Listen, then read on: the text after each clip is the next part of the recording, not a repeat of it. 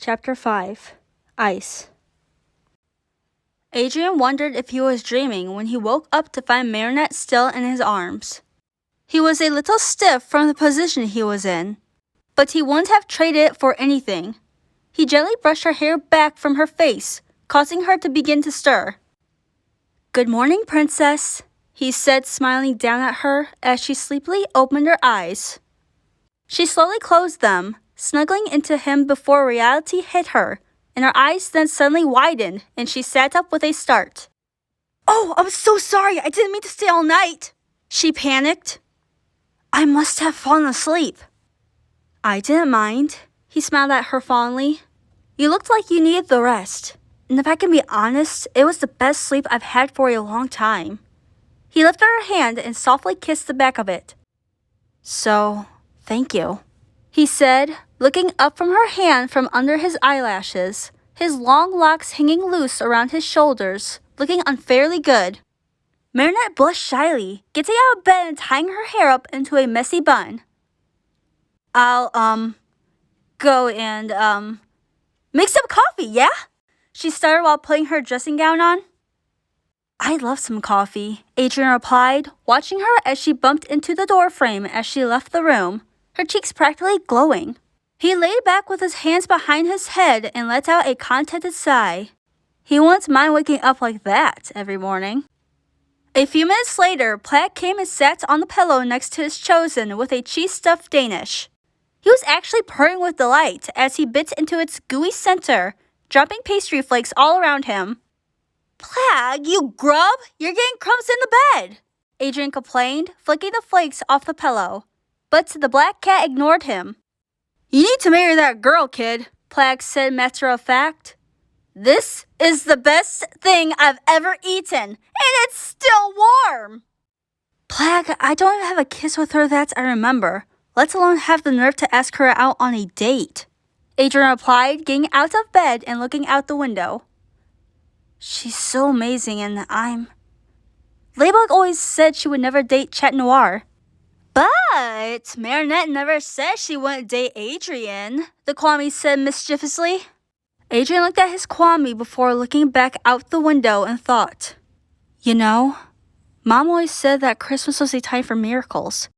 Maybe she might have been right." After breakfast, Adrian and Marinette arranged their meeting point with Alia and Nino and made their way to the family's side door. Putting on their warm coats and beanies, Marinette saw Adrian wrapping around his neck the blue scarf she had made for him all those years ago for his birthday, but which he always thought was from his father. She quickly looked away when he saw her staring. "I never did thank you for this," he said, running his fingers along the edges. Marinette looked at him in surprise. "How did you know?" "I was throwing out some stuff that my father had given me over the years. Nothing very important or sentimental. Alia and Nino came over to help me move some stuff to storage when Alia saw this in the pile. She told me what happened and why you never told me about it." He took down her pink scarf from the hanger and carefully tied it around her. "So, thank you." "You're welcome," she said softly.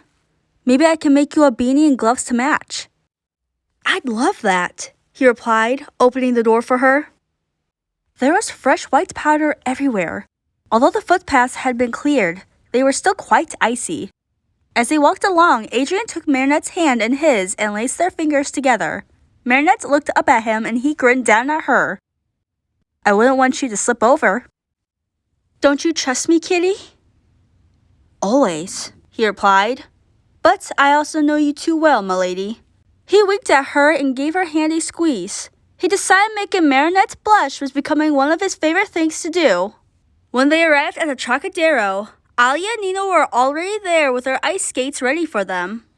The boys got theirs on first and went to test out the ice while the girls got their skates on. "So tell me everything, girl. I saw Adrian holding your hand," Alia asked excitedly, elbowing her best friend in the ribs. "It's nothing, Alia. He just didn't want me slipping on the wet footpath. You know how overprotective he gets sometimes." Alia shook her head. "This isn't just him being Chat Noir anymore. This is Adrian." She looked out to where Adrian and Nino were pushing each other and laughing. "I'll be honest though, This is the happiest I've seen him in weeks, and that's because of you, Marinette. So, are you going to tell him? Marinette let out a long sigh. I don't know if it's the right time. He's been through so much trauma this year, and I wouldn't want to look like I'm somehow taking advantage of that. I love him too much for that. Are you coming, Princess? Adrian called out, skating up to where the girls were sitting. Princess? Alia asked with a raised eyebrow, looking between the two with a wide grin. Adrian rubbed the back of his neck and actually looked like he was blushing slightly. Well, it might draw too much attention if I called out Milady across the Trocadero. Adrian chuckled nervously. He held his hand out to Marinette and helped her onto the ice. Careful now, it's a little wet, he said. Marinette wobbled and he pulled her into his side, staying her with a hand to her waist. You all right? Yeah, she said a little breathlessly. Adrian held onto her hands as they glided across the ice. With the beanie and the scarf, people didn't really recognize him, and for the first time in a long time, Adrian felt free to just be himself.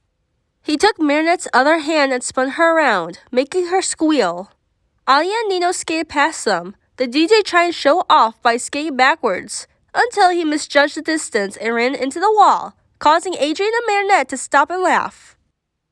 Adrian! A voice called out from across the ice. Adrian turned around with Marinette still on his arm to see Kagami skating across to them. Kagami! Marinette called out, losing her balance again and almost crashing into their Japanese friend. You are still so unsteady, Marinette, Kagami said, supporting Marinette's shoulders to kiss her cheeks.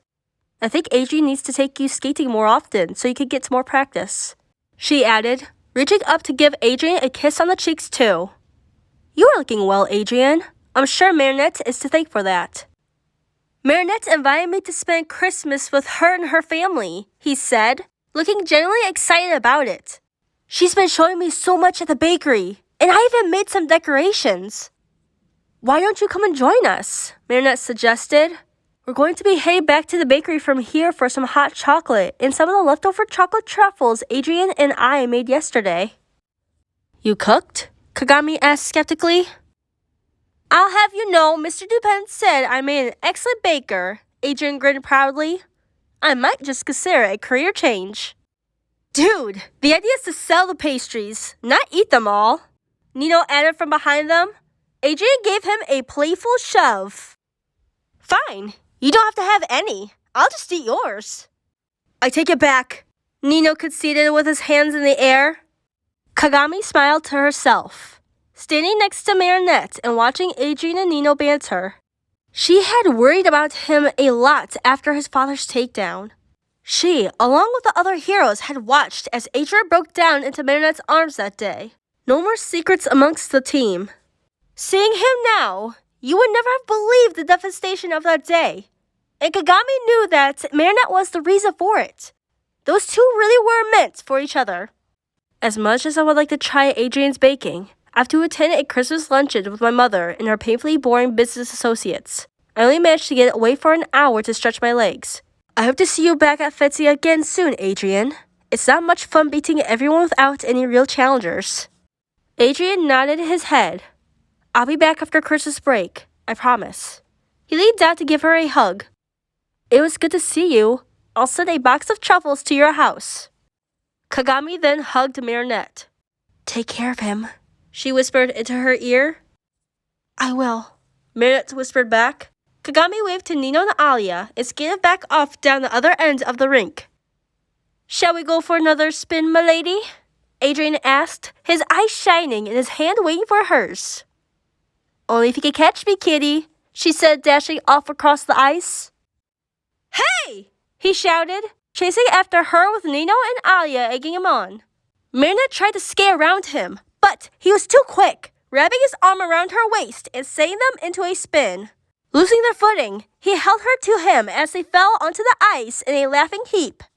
I gotcha! He laughed, giving her a wide Cheshire grin. You made me fall, she laughed.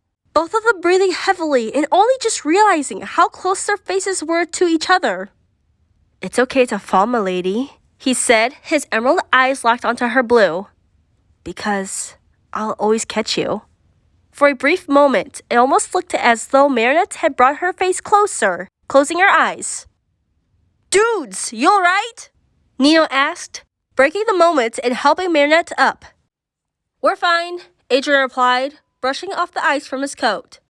Had he imagined that she looked like she was about to kiss him? I suggest we go back to the bakery and warm up, Alia said. I don't know about you guys, but I'm not sure I can feel my toes anymore.